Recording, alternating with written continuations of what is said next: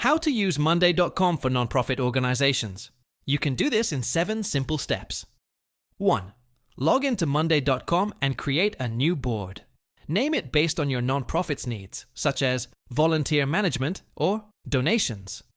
2. Use columns to track important information like volunteer names, donation amounts, or project deadlines. Customize these to fit your organization's workflow. 3.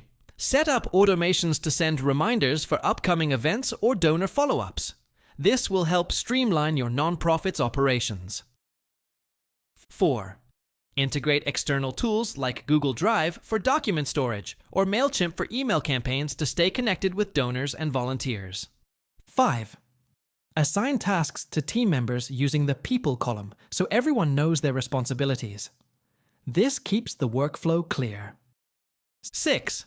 Use Monday.com dashboards to track key metrics such as total donations received or volunteer hours logged to assess performance. 7.